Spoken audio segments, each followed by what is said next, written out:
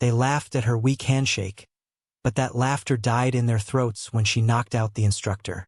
The moment was still weeks away, a quiet thunderclap waiting in a future they could not yet imagine. For now, there was only the handshake and the dismissal that followed. Her name was Anya Sharma, and she had arrived at Forward Operating Base Kestrel as a ghost would, unannounced and largely unnoticed, a name on a transfer manifest assigned to a data analysis role no one cared about. The base itself was a monument to temporary permanence, a collection of sand-colored containers and tents baked by a relentless sun in a valley that had been forgotten by cartographers and gods alike. Dust was the primary element here, a fine, pervasive grit that coated everything, a constant, gritty reminder of their isolation. Sergeant Gunn was the first to greet her, not out of courtesy, but because it was his job to process new personnel. He was a man built of thick, solid parts, with a neck that seemed to strain the collar of his uniform and hands that looked capable of crushing rock. He saw her step out of the transport vehicle, a slight figure against the vast, empty landscape, and his initial assessment was formed before she ever spoke a word. She was small, her uniform seeming a size too large, her movements economical and contained. She carried a single duffel bag, which she handled as if it weighed nothing. "Sharma?" he grunted, clipboard in hand. She gave a single, affirmative nod. Her eyes, a deep, calm brown, swept over him, the processing station, the guards at the gate, the layout of the nearest buildings. It was a glance that lasted no more than a second, but it absorbed everything. Gunn missed it entirely. He was focused on the checklist in his hand. "Right, let's get you processed.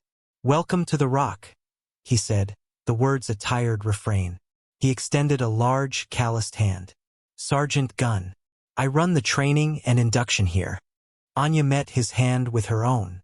The contact was brief, the pressure she applied almost negligible. It was the handshake of a librarian, not a soldier. Gunn's lips twitched into a smirk. A silent judgment passed and confirmed. He could feel the fine bones in her hand, the lack of a familiar, reassuring tension. He had shaken hands with new recruits, seasoned veterans, and everyone in between. A handshake told you something about a person, he believed. It was a measure of their confidence, their strength, their backbone. Hers, he decided, was non-existent. He released her hand quickly, a faint look of disdain in his eyes. He'd seen her type before. Administrative personnel, pushed out to a forward base to fill a quota, people who counted days until their transfer back to a comfortable desk job in a civilized time zone. They were burdens, liabilities in a place where everyone needed to be able to pull their own weight and then some. "Your barracks are that way," he said, gesturing with his thumb toward a row of identical drab containers. "Chow Hall is the big tent. Your station is in the command block basement level. Data entry. Try not to get lost." He turned away before she could respond, already dismissing her from his thoughts. Another piece of administrative dead weight. He made a mental note to keep her away from any real training exercises. She'd only get in the way. Two young privates, Kenji Tanaka and Maria Flores, had been watching the exchange from a nearby shaded area, ostensibly cleaning their rifles. They saw the smirk on Gunn's face. "See that handshake?" Tanaka muttered, a grin spreading across his face. Looked like he was holding a dead bird.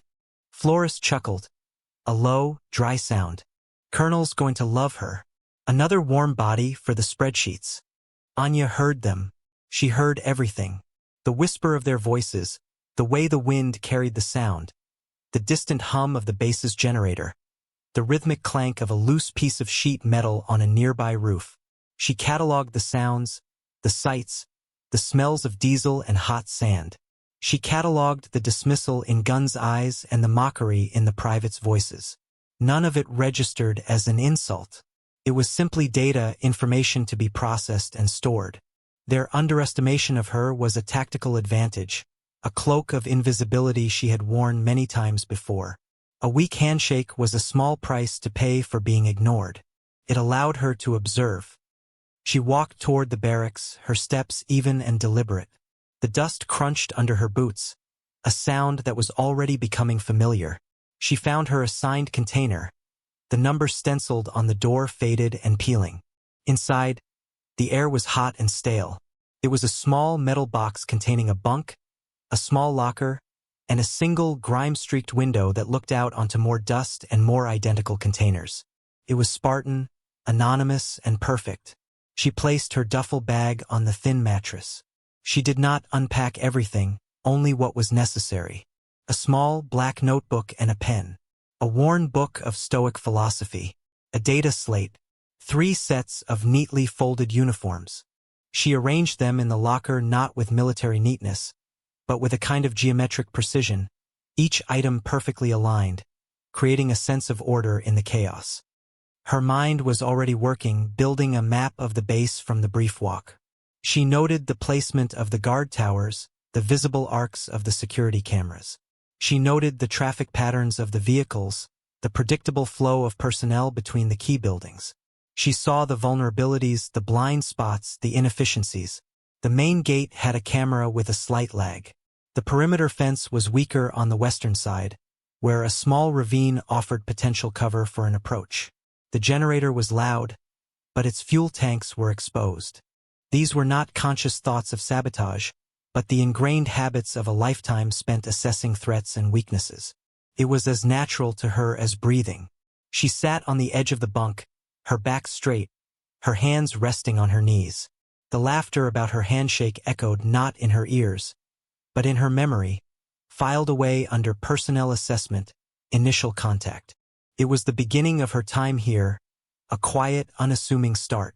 And for Anya Sharma, quiet and unassuming was the most effective camouflage of all. She closed her eyes, not to rest, but to better visualize the schematic of the base she was already constructing in her mind. The real work had begun. The formal introduction to Colonel Marcus Thorne took place the following morning. His office was on the top floor of the command block, the only 2-story structure on the base, a distinction he clearly valued. It was a space designed to project power. The desk was a large, imposing slab of dark wood, a relic from some dismantled embassy. On the walls were framed photographs of Thorne with various high-ranking officials, maps of the region with bold red lines marking zones of control, and a collection of captured enemy weaponry mounted like hunting trophies.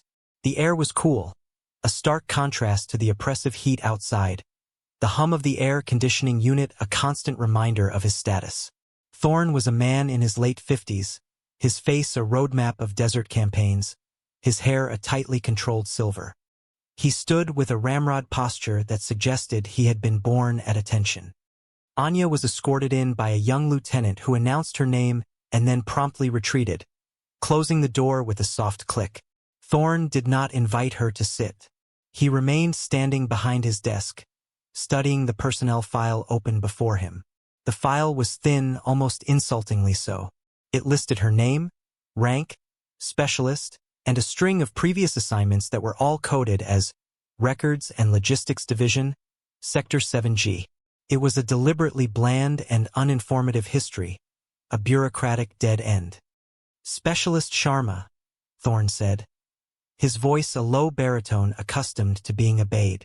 He finally looked up, his eyes a pale, piercing blue. They scanned her from head to toe, and his expression was one of profound disappointment. He, like Gunn, saw a small woman in a slightly loose uniform. He saw no presence, no fire. Your file is concise. Yes, sir, Anya replied. Her voice was level, without inflection. It says here your primary experience is in data management and logistical analysis, he continued, tapping a finger on the page. Back office work. A number cruncher, it was not a question. It was a verdict. My duties have involved the organization and interpretation of data, sir, she confirmed, her language precise and non-committal. Thorne leaned back in his chair, the leather creaking in protest. He steepled his fingers, his gaze unwavering. Let me be clear, specialist. This is FOB Kestrel. We are at the sharp end of the spear. Every person on this base, from the cooks to the mechanics, is a soldier first. We don't have the luxury of carrying passengers. Do you understand what I'm saying? The subtext was as subtle as a hammer blow. He was telling her she was useless, a liability he was now forced to accommodate. Anya's expression did not change. Her heart rate remained a steady 60 beats per minute. Inside her mind, she was deconstructing his words, his posture, the carefully curated environment of his office. He was a man who equated strength with size, power with volume. His trophies were a testament to his belief in visible, kinetic solutions. He was a warrior of a particular, and in her experience, often outdated school. "I understand my duties as a soldier, Colonel," she said calmly. Her placid response seemed to irritate him further. He wanted a reaction, deference, perhaps a hint of intimidation, or even a defensive protestation of her worth.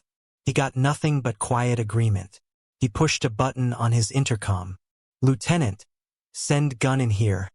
The door opened a moment later and Sergeant Gunn entered, his presence seeming to fill the room. He nodded to the colonel, his eyes flicking briefly to Anya before dismissing her again. "Gunn," Thorne began, "Specialist Sharma is our new data analyst. She'll be working in the sublevel archives. I want you to make sure she understands the protocols here. Basic weapon maintenance, emergency procedures. Don't waste too much of your training schedule on her. But make sure she can point a rifle in the right direction if the worst happens." The condescension was thick enough to taste. He was speaking about her as if she weren't there. Gunn nodded, a slight smirk playing on his lips. "Understood, sir. We'll get her squared away. That's all, Specialist. Find your workstation. Stay out of the way," Thorne said, a final wave of dismissal. He had already turned his attention back to the maps on his wall, her audience concluded. Anya gave a crisp nod. "Sir." She turned and walked out of the office, her posture unchanged, her steps measured. Gunn followed her out into the hallway. "Sublevel archives," he said, pointing down a flight of stairs. "It's a cave. You'll love it. Report to me for basic familiarization at 0600 tomorrow."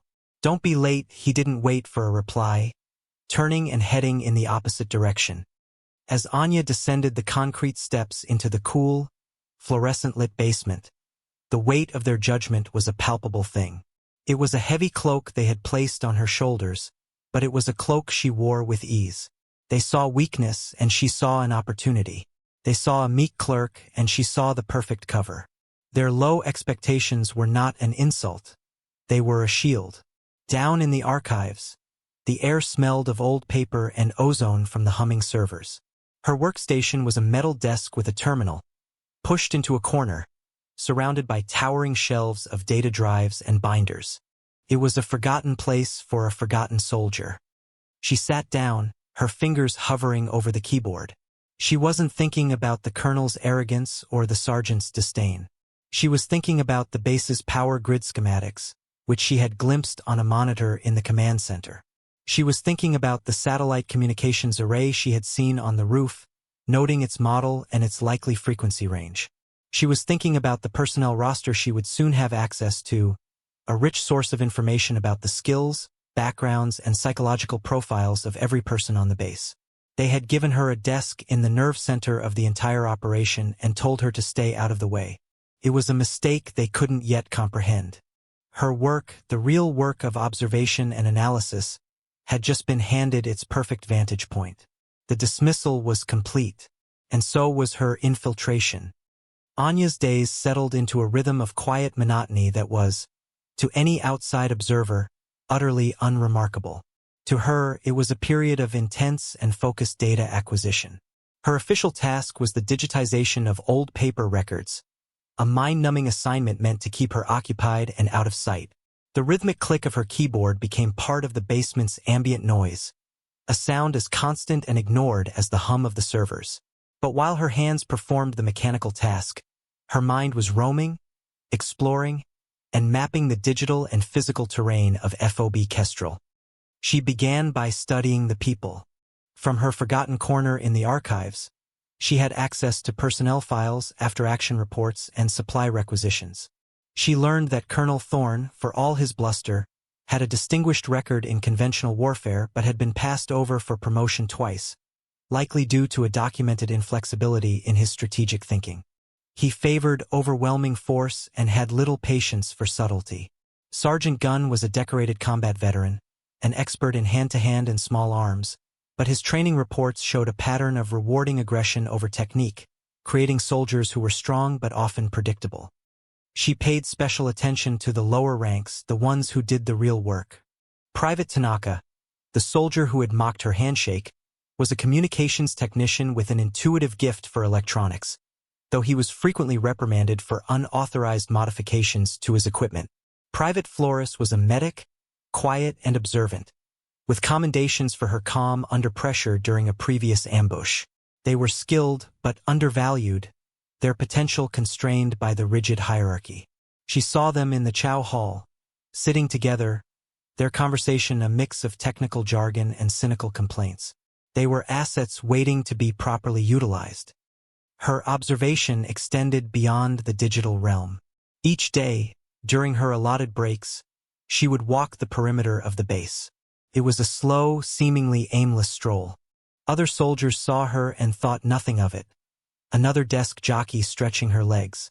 But Anya was not stretching. She was pacing distances, noting lines of sight, calculating fields of fire from the guard towers. She watched the guard rotations, memorizing their schedules until she could predict them to the second. She noticed the slight sag in the western fence was checked only once every 12 hours, leaving a significant window of vulnerability. She observed the supply convoys, noting their arrival times, the cargo they carried, and the laxity of the inspection protocols. She saw a dozen small failures in security, any one of which could be exploited.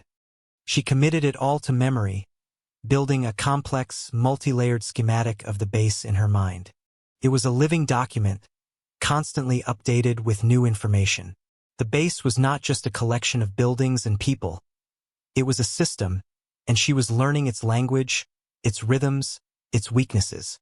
One afternoon, sitting in the chow hall, she watched as a logistics officer argued with a quartermaster over a missing shipment of spare parts for the base's water purification system. The argument was loud and public. The officer blamed the quartermaster blamed the transport division. It was a cycle of blame, not a process of problem-solving.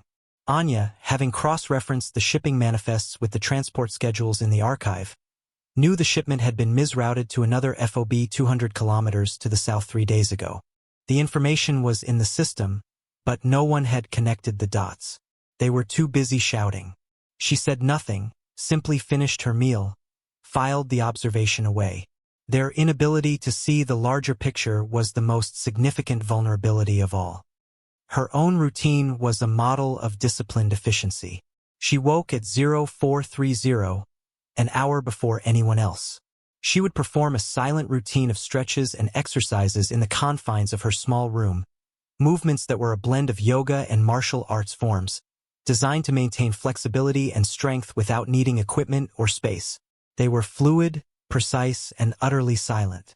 She ate the same meal for breakfast every day, oatmeal and black coffee. It was fuel, nothing more. At her workstation, she consumed data with the same dispassionate efficiency. The others saw only the surface. They saw the quiet woman who said little, who kept to herself, who performed her menial task without complaint. The initial mockery about her handshake had faded, replaced by a profound and complete lack of interest. She had become part of the background, a piece of furniture in the forgotten basement. This was exactly what she wanted. Invisibility was a weapon. While they looked past her, she was looking through them, seeing the intricate web of connections and faults that held the base together. She was learning the machine from the inside out, waiting for the moment when a single, well-placed touch would be needed to either save it or break it. She was a silent observer, a ghost in their machine, and her patience was infinite. The system was flawed, and a test was inevitable. She would be ready. The pressure began as a whisper, a change in the sound of the wind, a deep, guttural moan that grew steadily into a roar. Sandstorms were a fact of life in this part of the world, but the veterans on the base could tell this one was different. The sky, once a brilliant, unforgiving blue, turned a bruised yellow, then a sickly, ominous orange. The horizon vanished, consumed by a roiling wall of sand and dust that moved with the speed of a freight train. Within minutes, FOB Kestrel was engulfed. Visibility dropped to near zero. The world beyond the nearest container ceased to exist, replaced by a blinding, stinging maelstrom. Colonel Thorne stood in the command center, a nerve hub of monitors and radio consoles, and watched the storm swallow his base. An alarm blared, signaling the lockdown. All outdoor movement was forbidden. The base hunkered down, a lonely ship in a sea of sand. The immediate concern was the integrity of the structures, but the true crisis began with a crackle of static and then silence. "Comms, what's your status?" Thorne barked into his command microphone. The reply came from a frantic-looking Private Tanaka, his station a chaotic mess of wires and blinking lights. "Sir, I've lost the main relay. Tower on Ridgeback 7 is offline. All long-range communications are down. We're cut off." The atmosphere in the command center, already tense, grew thick with a new kind of fear. Isolation was a tactical nightmare. Without the relay on Ridgeback 7, a craggy peak 3 kilometers outside the wire, they couldn't talk to regional command, couldn't call for air support, couldn't receive intelligence updates. They were deaf, dumb, and blind. "What's the problem?" Thorne demanded, marching over to Tanaka's console. "The diagnostic shows a catastrophic power failure at the tower, sir. The storm must have taken out the primary generator and the backup. The dish might be misaligned, too. I can't tell from here. I need to get eyes on it." "Nobody goes outside," Thorne snapped. "The wind speed is over 100 kilometers per hour. It'll strip the paint off a vehicle and the skin off a man." "But sir, we're dark," another officer pointed out. "If there's an attack now..." He didn't need to finish the sentence. Everyone knew what it meant.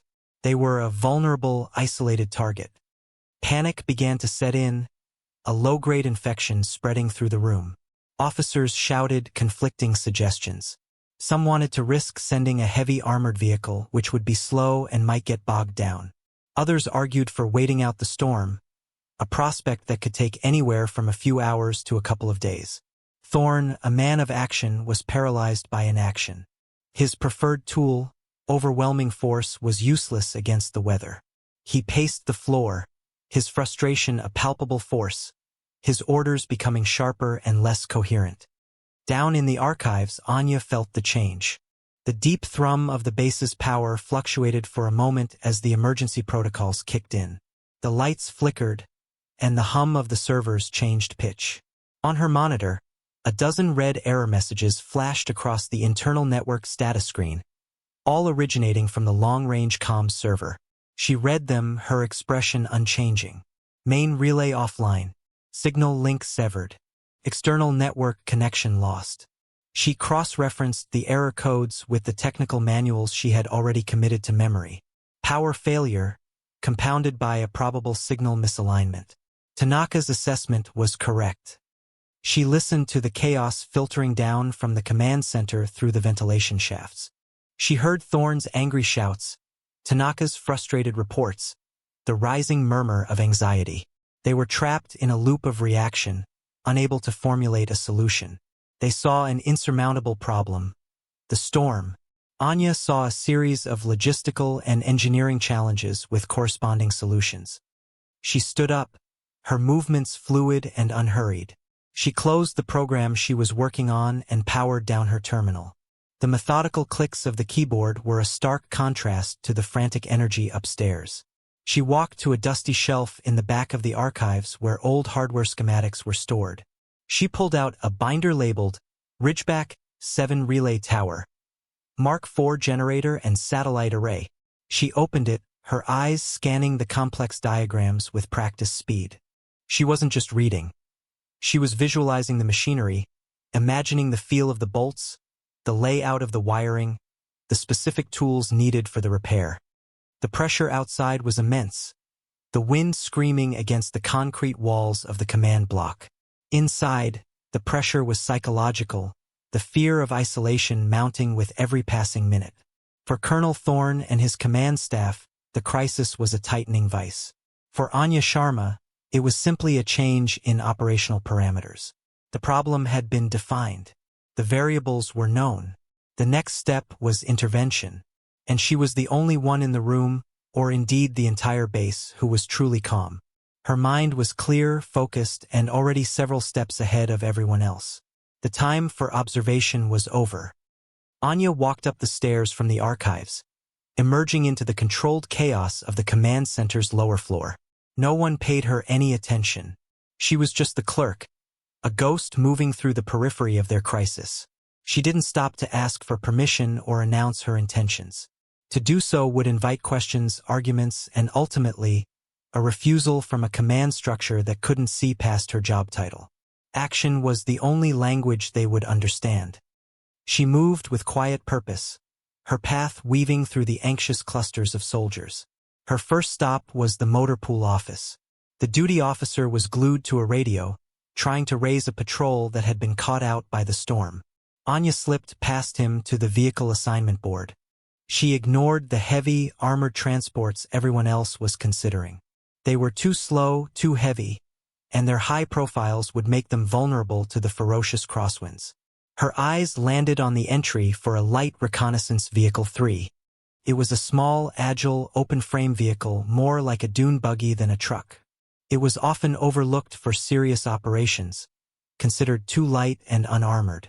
But Anya knew its specifications. It had a low center of gravity, an independent all-wheel drive system, and a powerful engine with a high torque ratio. In these conditions, agility would beat armor. The keys were on a hook, labeled. She took them. Next, the tool depot. She bypassed the standard field repair kits. They were designed for generalists. She needed specific tools. She gathered a torque wrench calibrated to a specific setting she had memorized from the schematic, a set of insulated wire strippers, a portable oscillometer, and 3 specific replacement fuses she knew were prone to failure in the Mark IV generator. She also took a climbing harness and 100 feet of high-tensile rope. The tower was on a ridge for a reason. As she was leaving the depot, a voice called out to her. "Sharma? What are you doing?" It was Private Tanaka. He had been sent to fetch a spare radio battery and had stopped, confused, at the sight of the data clerk assembling a highly specialized toolkit. "Fixing the relay," Anya said simply, her tone leaving no room for argument. Tanaka stared at her. "You can't go out in that. The colonel forbid it. And, no offense, but what do you know about satellite relays?" "Enough," she said. As she turned to leave, another figure appeared. Private Flores, the medic. She had been on her way to the clinic and had seen the exchange. She looked from Tanaka's bewildered face to Anya's calm, determined one. She saw the specialized tools, the harness, the vehicle keys. Something clicked. "You'll need a spotter," Flores said, her voice steady. "Someone to watch your back and handle comms if you can get a short-range signal up." Tanaka looked at Flores, then back at Anya. He had seen Anya's quiet competence in small ways, the efficiency of her movements, the way she observed everything. He remembered the mockery about her handshake and felt a sudden, sharp pang of foolishness. This was not the action of a scared clerk. This was something else. "The LRV's engine has a fuel injector that clogs in fine dust," he said, the words tumbling out. "You have to bypass the secondary filter. I can do it in 30 seconds. It was an offer. Commitment." Anya looked at them both, a flicker of something, not surprise, but acknowledgement, in her eyes. "Get in," she said. It was the only approval they needed. The 3 of them moved quickly to the motor pool.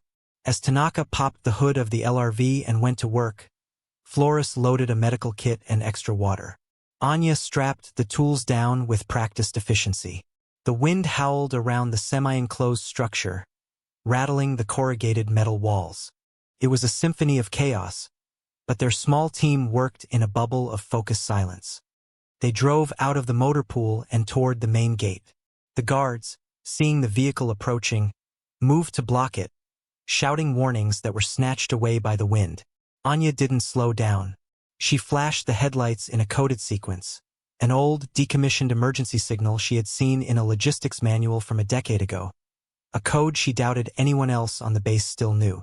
The senior guard, a grizzled master sergeant, hesitated for a beat, his eyes widening in vague recognition. That brief hesitation was all Anya needed. She accelerated through the gate before a formal order to stop them could be issued. Out in the storm, the world dissolved into a maelstrom of brown. Driving was impossible by sight alone. But Anya wasn't using her sight. She was driving from the map in her head, feeling the terrain through the vehicle's suspension. She kept a small, gnarled rock formation to their left, using it as a windbreak. She navigated by the subtle shifts in gradient, feeling the pull of the engine as the ground rose toward Ridgeback 7. Tanaka and Flores were pressed deep into their seats, their knuckles white. They could see nothing but a wall of sand, but Anya drove with an unnerving confidence, her adjustments to the wheel small and precise. They reached the base of the ridge. The final ascent was a steep, winding track. Anya didn't take it. "It'll be a wind tunnel," she stated, pointing to a sheer rock face. "We climb." Using the harness and ropes, she established an anchor and began to ascend, moving with the steady, fluid grace of an experienced climber. She guided the other two, showing them where to find handholds, testing each one before putting her weight on it. The wind tore at them, trying to peel them from the rock. But Anya was a rock herself, immovable and focused. When they reached the summit, the relay tower was a wreck. A large panel had been torn from its side, and the satellite dish was tilted at a grotesque angle, battered by the wind. The generator was silent. Anya didn't waste a moment. She handed Tanaka a wrench. The dish alignment bolts. 3 turns counterclockwise on the lower actuator. No more, she gave Flores a radio. "Try to raise the base on the short-range emergency frequency. Tell them to be ready." Then she went to work on the generator. Her hands moved with a surgeon's precision, opening the housing, her fingers tracing the wires in the near-total darkness, feeling for the break. She found it, a fried circuit board, exactly as she'd suspected. She replaced it with a spare she had brought, her movements economical and sure. She rerouted the power, bypassing the damaged fuses. Within 5 minutes, she was ready. "Now!" she yelled over the wind to Tanaka. He made the final turn on the bolt. The dish groaned and shifted back into position. Anya slammed the cover on the generator and hit the ignition. The engine sputtered, caught, and roared to life. The tower's lights flickered on. Inside the command center at FOB Kestrel, 3 kilometers away, a monitor beeped. A single green light began to blink. The main relay was back online. The intervention was a success. Anya stood for a moment, her small frame braced against a wind that could tear metal, and looked back toward the distant, invisible base. They could hear now, and soon they would see. The return of the signal was not a gradual event. One moment, the main tactical display in the command center was a sea of red icons and static-filled channels. The next, it blinked, refreshed, and blossomed into a cascade of green. Data streams began to flow. Encrypted voice channels crackled to life. The link to regional command was reestablished. For a stunned second, the entire room fell silent. Then it erupted. Cheers broke out among the junior officers and technicians. The oppressive weight of isolation lifted in an instant. Colonel Thorne stared at the main screen, his mind struggling to catch up. "What happened?" he demanded, his voice cutting through the celebration. "Tanaka, report. What did you do?" The voice that came back over the local comms was not Tanaka's. It was the calm, steady voice of Private Flores. "Sir, the relay is operational. Specialist Sharma has completed the repairs." The name hung in the air, a discordant note in their symphony of relief. "Sharma? The clerk from the basement?" Thorne grabbed the microphone. "Flores, what is your location? Who gave you authorization to leave the base?" "We are at Ridgeback 7, sir. Specialist Sharma, Private Tanaka, and myself." There was no time to acquire authorization. Flores's voice was matter-of-fact, stripped of any apology. Thorne was speechless. His mind reeled with a dozen conflicting emotions. Fury at the insubordination, disbelief that the mousy specialist from the archives could have pulled this off, and a grudging, undeniable sense of awe. He had been pacing in circles, trapped by the problem, while she had gone out and solved it.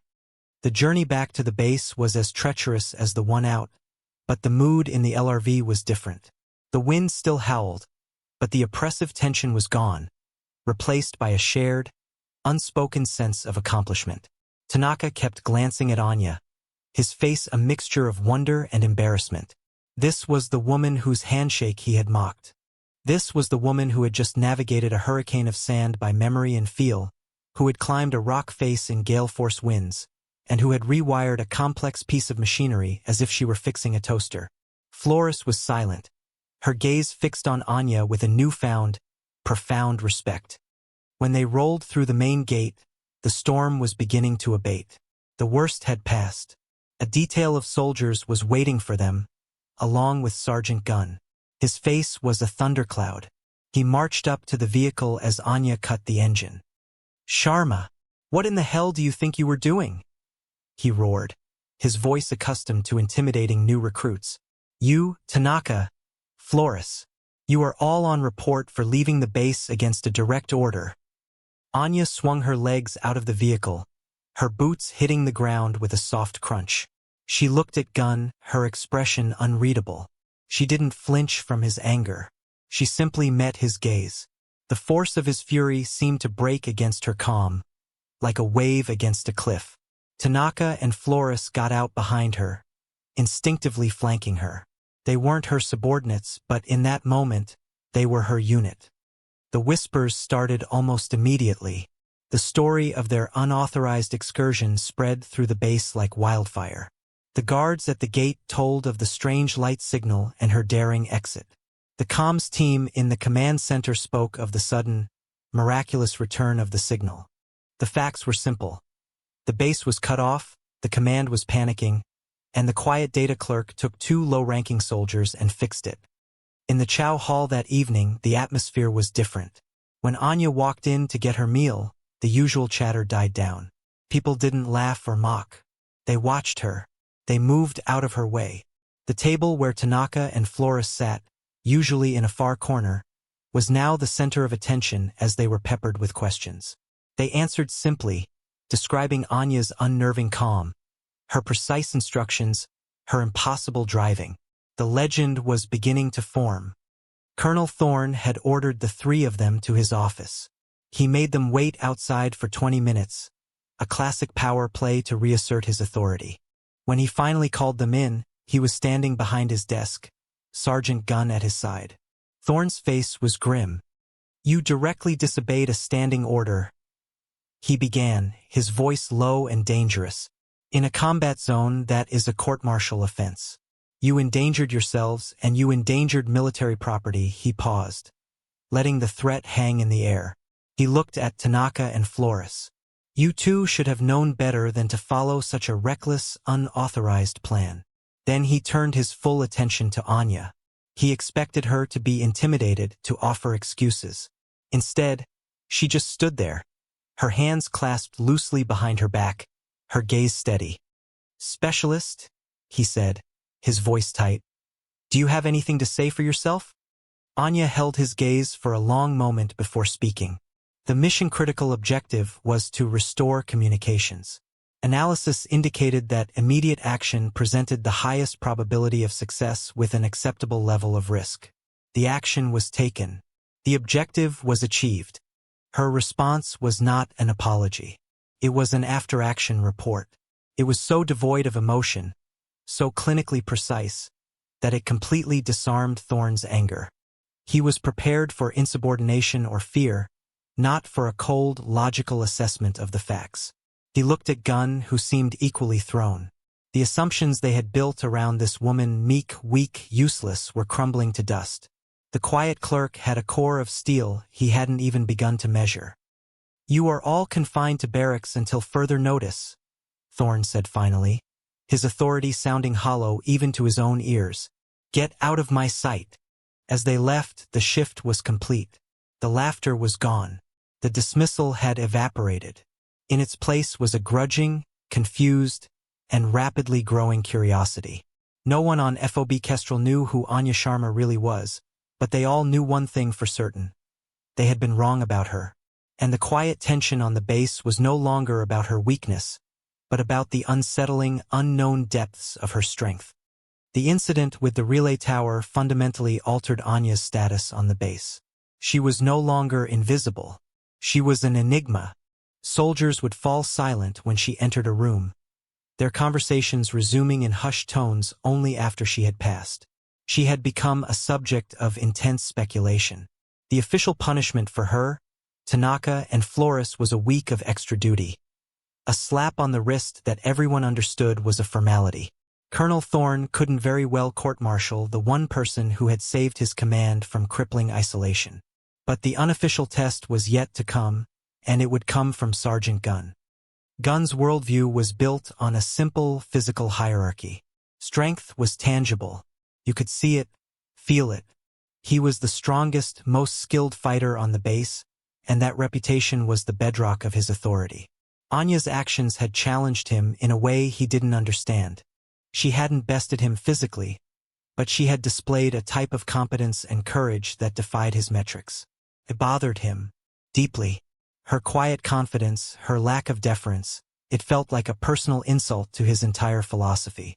He decided he needed to put her back in her place, to test her in his arena on his terms. He announced a mandatory defensive tactics refresher course for all non-combat personnel. It was a thinly veiled excuse. Everyone knew who the real target was. The training session was held in the main hangar, a cavernous space that amplified every sound. An entire platoon was gathered, forming a wide circle around the training mats. Gunn stood in the center, radiating a belligerent energy. He looked bigger than usual under the harsh hangar lights. In a forward operating base, he began, his voice booming, everyone is a combatant. An office clerk can become the last line of defense. You need to know how to handle yourselves when the enemy is face-to-face. He demonstrated a few basic blocks and strikes with a younger soldier who served as his compliant training dummy. Gunn's movements were powerful, brutal, and effective. He tossed the younger man around with ease, punctuating each move with a grunt of exertion. Then he scanned the crowd of onlookers, his eyes searching. They settled on Anya, who was standing quietly at the back, observing. "Specialist Sharma," he called out, a challenging smirk on his face. "You've shown some initiative out in the field. Let's see how you handle things up close and personal. Get on the mat." A wave of murmurs went through the assembled soldiers. This was it, the confrontation everyone had been anticipating. Tanaka and Flores, standing nearby, exchanged a worried glance. Gunn outweighed Anya by at least 100 pounds of solid muscle. This wasn't a training exercise. It was a public humiliation waiting to happen. Anya walked forward, her expression impassive. She stepped onto the mat, her movements as deliberate and calm as ever. She stood opposite Gunn, the physical disparity between them comical. He was a bull. She was a willow branch. "Don't worry, specialist," Gunn said, loud enough for everyone to hear. "I'll go easy on you." He cracked his thick neck and settled into a wide, aggressive fighting stance. The hangar fell silent. The only sound was the distant hum of the base generator. Everyone was watching, expecting to see the quiet clerk get thrown across the mat. Gunn lunged first, a clumsy, telegraph grab for her uniform. He wanted to use his superior strength to simply manhandle her, to toss her to the ground and end it quickly. It was a move that would have worked on any other soldier of her size. But Anya wasn't there. As his hands closed on empty air, she pivoted on the ball of her foot, a movement so slight and efficient it was almost imperceptible. She didn't retreat. She moved into his attack, using his own momentum against him. Her body flowed around his, and as he stumbled past, off balance, the side of her hand struck a precise point on his neck, the brachial plexus. Gunn's entire arm went numb, a jolt of static electricity running down to his fingertips. He grunted in surprise and pain, shaking his head to clear it. The crowd gasped. He hadn't even touched her. His smirk vanished, replaced by a look of grim fury. He had underestimated her. Again. He came at her again, this time with a flurry of heavy, powerful strikes. He was no longer trying to demonstrate, he was trying to connect, to punish. Anya didn't block his punches in the traditional sense. There was no brute force against brute force. She deflected. Her hands became a blur, her palms and forearms intercepting his fists not with impact, but with subtle redirection, guiding his momentum away from her body, causing him to overextend and exhaust his energy on empty space. It was like watching a master calligrapher turning aside the blows of a sledgehammer. Each move she made was minimalist, a perfect economy of motion. Gunn was becoming visibly frustrated. He was breathing heavily, sweat beading on his forehead. He was throwing his full weight into his attacks, and she was neutralizing them with what looked like effortless grace. The crowd was mesmerized. They had never seen anything like it. He roared in frustration and charged, lowering his shoulder to tackle her, to bring his overwhelming mass to bear. This was his final gambit, a move of pure brute force. Anya waited until the last possible second. As he was about to hit her, she dropped her body weight, sinking low to the ground. His charge went over her. At the same time, she drove the heel of her boot into the back of his knee. His leg buckled instantly. His momentum, now unchecked and undirected, carried him forward. As he fell, Anya rose up in a single, fluid motion. She didn't look at his falling body. She looked at his head. She knew exactly where it was going to be. As his face neared the mat, she stepped forward and cupped the back of his head with her hand. It wasn't a strike. It was a guide. She gently but firmly accelerated his head's downward trajectory, ensuring the point of impact was the thickest part of his forehead on the softest part of the mat. The result was a loud, definitive thud. Gunn's body went limp. He was out cold. Anya stepped back, her breathing perfectly even. She hadn't broken a sweat. She looked down at the unconscious form of the base's toughest soldier, then looked up at the sea of utterly stunned faces surrounding the mat. The silence in the hangar was absolute, profound, and complete. It was the sound of an entire world being turned upside down. She had not just defeated him. She had systematically and almost gently disassembled him. She held the silence for a beat longer, then turned and walked off the mat, melting back into the crowd. She hadn't gloated. She hadn't even smiled. The demonstration was over. The second test had been passed. And in the ringing silence of the hangar, a new truth about specialist Anya Sharma had been revealed, not with a shout, but with a quiet, undeniable impact.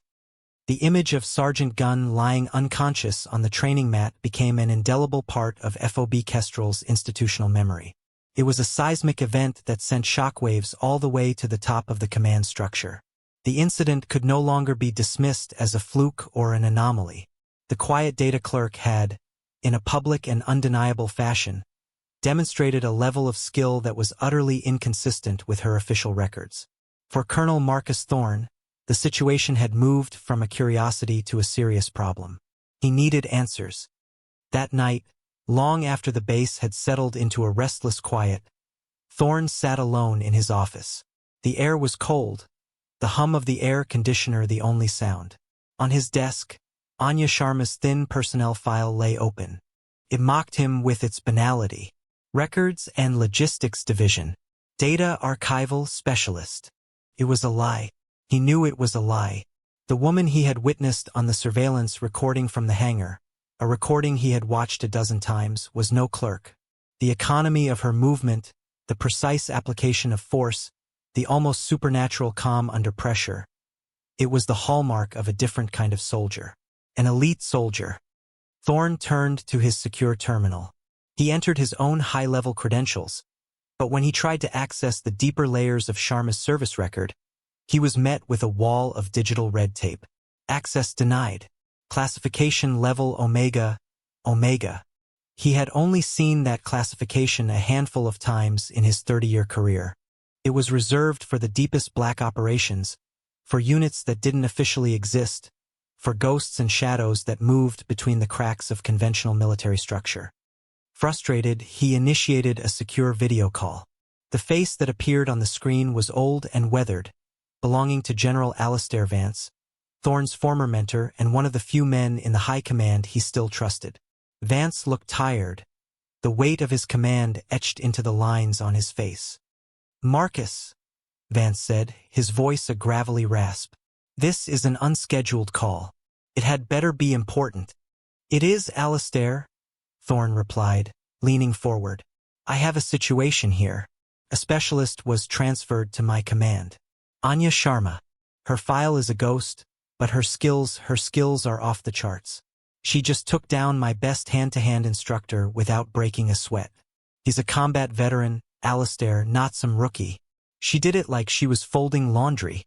At the mention of the name, Vance's expression changed.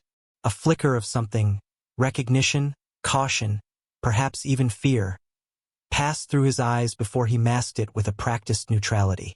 "Sharma, you say? Small woman? Quiet? Unassuming?" "That's the one," Thorne confirmed.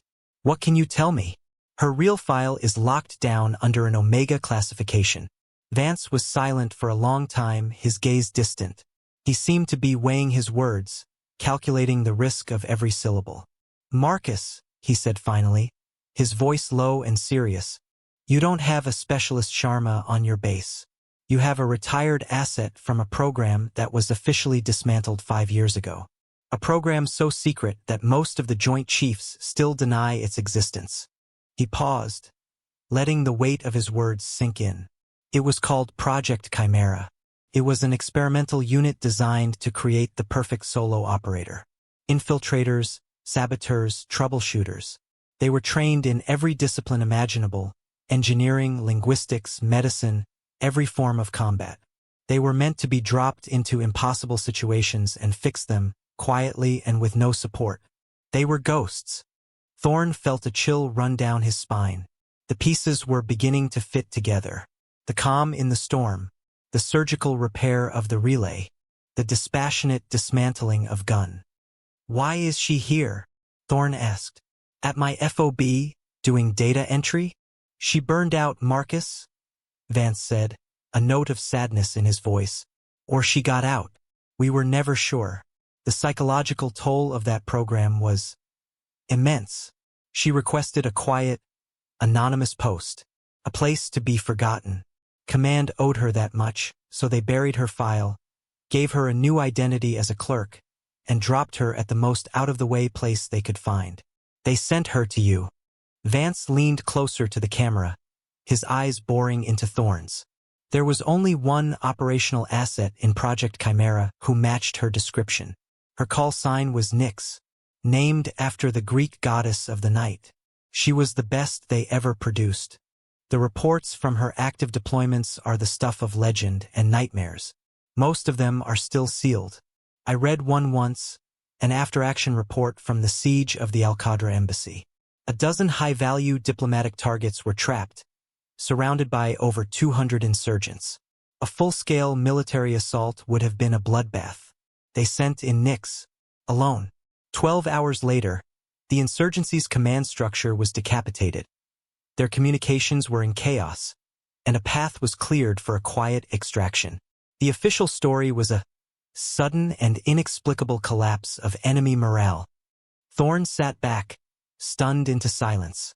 He looked at the thin file on his desk, then back at the screen. The woman he had dismissed as a passenger, a piece of dead weight, was a living weapon of unimaginable caliber. He had berated a legend. He had ordered a ghost to stay out of the way. "Her handshake," Thorne murmured, the memory of Gunn's initial report coming back to him. "My sergeant said she had a weak handshake." Vance gave a dry, humorless chuckle. "Of course she does. Nyx was trained in perception management. A firm handshake says, 'I am confident. I am an equal.' A weak handshake says, 'I am harmless. Ignore me.' It's a form of camouflage. Everything she does, Marcus, is deliberate. Everything. My advice to you is this: leave her alone. Let her do her data entry. Do not, under any circumstances, try to draw her back into the world she left. You have a dormant tiger in your camp. For God's sake, don't try to poke it." The call ended, leaving Thorne alone in the silence of his office.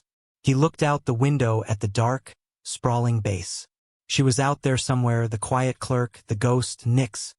He had not been given a burden. He had been given an asset beyond price, hidden in plain sight. The revelation was complete, and it changed everything. His understanding of strength, of power, of the very nature of the soldiers under his command, had been irrevocably altered. He now knew what he had. The question was, what was he going to do with it? The following day, an unspoken change had settled over FOB Kestrel. The story of the hangar incident was now common knowledge, but the revelation of Anya's past remained confined to the silent, cavernous space of Colonel Thorne's office. For the rest of the base, she was still an enigma, but one that was now treated with a profound and cautious respect. The soldiers who had once mocked her now avoided her gaze, not out of fear, but out of a palpable sense of awe and embarrassment. They knew they were in the presence of something far beyond their understanding. Thorne did not call a meeting. He did not issue a memo. He knew that any overt change in his treatment of Anya would draw unwanted attention, violating the spirit of the warning from General Vance. Nix wanted to be a clerk, so he would let her be a clerk. But respect demanded to be shown. An act of that magnitude could not go unacknowledged. He needed to send a message not just to her, but to the entire command. It happened mid-morning. The sun was at its zenith, beating down on the dusty parade ground. The daily routines of the base were in full swing. Anya was walking from her barracks to the command block, a simple, unremarkable transit she made every day. She moved with her usual quiet purpose, her eyes forward, seemingly oblivious to the furtive glances she drew from every soldier she passed. Colonel Thorne was being driven across the base in his command vehicle, a light armored jeep with an open top. He was on his way to inspect the motor pool. As his vehicle approached the parade ground, he saw her. A lone, small figure walking with a steady, unhurried pace against the vast, empty backdrop of the desert. "Stop the vehicle," Thorne ordered the driver. The young private behind the wheel slammed on the brakes, confused. "Sir? Is something wrong?" "Stop here," Thorne repeated, his voice firm. He unbuckled his seatbelt and swung his legs out onto the running board. He stood up and got out of the jeep, the metal door closing with a solid thud. The sound was loud in the relative quiet of the mid-morning, and it drew attention. Soldiers working nearby paused, their curiosity piqued. The colonel did not make unscheduled stops in the middle of the parade ground. He stood for a moment, adjusting his uniform tunic, his gaze fixed on Anya as she continued to approach. He was going to intercept her. A murmur went through the onlookers. The confrontation was about to become public. Was he going to reprimand her for the incident with Gunn? Thorne began to walk, his boots crunching on the gravel. He didn't walk at her, but toward her path, timing his steps so they would meet in the very center of the vast, open space. Anya saw him coming. Her pace did not falter. Her expression did not change. She continued walking as if he were just another feature of the landscape. They came to a stop about 10 feet from each other. The entire base, it seemed, had gone silent. From the watchtowers to the Chow Hall entrance, soldiers stood frozen, watching the two figures in the center of the parade ground. The imposing, decorated commander of the base, and the small, unassuming clerk who had defeated his strongest soldier. Thorne did not speak. Words were inadequate, and anything he said would be a clumsy reduction of the truth. He looked at Anya, and for the first time he did not see a small woman or a data analyst. He saw the ghost General Vance had described. He saw Nix. He saw the quiet, devastating competence that had saved his base. Slowly, deliberately, Colonel Marcus Thorne brought his heels together with a sharp click. He raised his right hand, fingers straight and together, and brought it to the brim of his cap in a slow, formal, and perfectly executed salute. It was not the casual salute one gives a subordinate. It was the salute of a soldier acknowledging a superior officer, or more than that, a salute of profound, unreserved respect. It was a public act of deference, an apology, and an acknowledgement, all delivered in a single, silent gesture. Anya stopped. She looked at the colonel, her deep, brown eyes holding his for a long moment. She saw the understanding in his face. She saw that he knew. She did not return the salute. She was, officially, a junior specialist. To return, it would be a breach of protocol. Instead, she gave a single, crisp, and almost imperceptible nod of her head. It was a gesture of acceptance, an acknowledgement that his message had been received and understood. Then, she simply walked past him, continuing on her way to the archives in the basement of the command block. Thorne held his salute until she had passed, then slowly lowered his arm. He turned and watched her walk away, her back straight, her figure shrinking against the backdrop of the building. He had done what he needed to do. He had paid his respects. He got back in his vehicle, his face a mask of stone. "Drive on," he told the driver. The silence on the base broke, replaced by a storm of whispers. No one knew the full story, but they all understood what they had just seen. A full colonel did not salute a specialist. It was an inversion of the entire military world. The message, sent from the highest authority on the base, was clear and absolute. Specialist Sharma was to be respected. The public recognition was complete, not with a medal or a commendation, but with a silent gesture that spoke louder than any words ever could. Anya arrived at her desk in the quiet, cool basement. The terminal hummed, waiting. She sat down, her posture perfect, her hands hovering over the keyboard. The events of the past few weeks, the dismissal, the storm, the fight, the salute, were processed and filed away in her mind. They were data points in a changing environment, variables that needed to be accounted for. The system of the base had been tested, and it had been altered by her presence. Her cover as the meek, invisible clerk was irrevocably blown, replaced by a new, more complicated persona. The quiet, respected enigma. Something on her desk was new. It was a heavy ceramic mug, filled with fresh, steaming black coffee. It hadn't been there when she left that morning. There was no note. She looked up from her desk, through the open doorway of the archives, and saw Private Tanaka at the far end of the hall, pretending to be busy with a junction box. He glanced her way, met her eyes for a fraction of a second, and gave a small, almost imperceptible nod before turning back to his work. It was his own salute, his own quiet offering of respect. Anya picked up the mug. The warmth spread through her fingers. It was a small gesture, but in the Spartan, impersonal world of FOB Kestrel, it was a profound one. Her life settled into a new kind of normal. She still performed her data entry tasks, the rhythmic clicking of her keyboard a familiar sound in the archives. But her role on the base had subtly expanded. Colonel Thorne never gave her a direct order that fell outside her official duties, but he found ways to seek her counsel.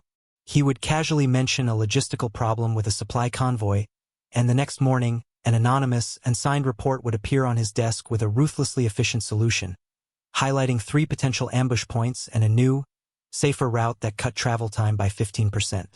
He would complain about the base's inefficient power grid, and a few days later, a detailed schematic for rerouting conduits to improve efficiency and reduce fuel consumption by 10% would be left on his chair. He never asked who wrote them. He didn't need to. He simply implemented the changes. The base began to run more smoothly, more securely. The vulnerabilities Anya had noted in her first few days were quietly patched. Guard patrols became more erratic, their routes changing based on patterns she had suggested in one of her anonymous briefs. The lax security at the supply depot was tightened. The base was becoming harder, more resilient. It was learning from her, absorbing her expertise through a kind of quiet osmosis. She noticed other changes, too. When she entered the chow hall, soldiers would still fall quiet, but the silence was no longer one of suspicion. It was deference. They would make sure she had a clear path to the food line. Her table was always clean. Small, unspoken gestures of respect. Sergeant Gunn, now recovered, avoided her entirely. He never met her eye, and his boisterous, aggressive training sessions had become more subdued, with a new emphasis on technique and leverage rather than just brute force. He, too, had learned his lesson. One evening, as the sun set, casting long shadows across the valley, Anya stood near the western perimeter, looking out at the vast, empty desert. The wind was gentle, a cool respite from the day's heat. She was not on duty. She was simply observing the sunset, a rare moment of stillness for herself. Floris approached her, not with the nervous energy of a subordinate, but with the quiet ease of a comrade. "It's beautiful, isn't it?" Floris said, standing beside her. In a brutal, unforgiving kind of way. "It is," Anya agreed. They stood in comfortable silence for a while, watching the colors of the sky shift from orange to deep purple. "We never said thank you," Floris said finally, her voice soft. "For that day in the storm. You saved more than just the comms relay. You saved us from ourselves. From our own panic." Anya turned her head slightly, her gaze meeting Floris's. "You and Tanaka made a choice. You chose to act. That was your own courage, not mine." It was perhaps the most she had said to anyone in a single conversation since she arrived. It was a gift of acknowledgement, and Floris understood it as such. She simply nodded, a small smile on her face. The final, symbolic image of Anya's time at FOB Kestrel was not one of action, but of quiet potential. She was back at her desk in the archives, late one night. The rest of the base was asleep. The only light was the green glow of her monitor, reflecting in her calm, dark eyes. The screen was not filled with the tedious logistics records she was supposed to be digitizing. It was a live, encrypted satellite feed of the entire region, a stream of data she had gained access to through a series of backdoors she had built into the base's network. She was watching troop movements, monitoring communications chatter, tracking weather patterns. She was doing what she had always done. She was standing a silent, lonely watch. Her hand rested on the desk beside her keyboard. It was a small hand with long, slender fingers. The hand that had been dismissed for its weak, unimpressive handshake. The hand that could climb a sheer rock face in a sandstorm, rewire a generator in the dark, and disable a man twice her size with surgical precision. It rested there, perfectly still, a study in deceptive tranquility. It was not a weak hand. It was a coiled spring, a finely calibrated instrument, a symbol of the quiet, hidden strength that had earned its place through action, not words.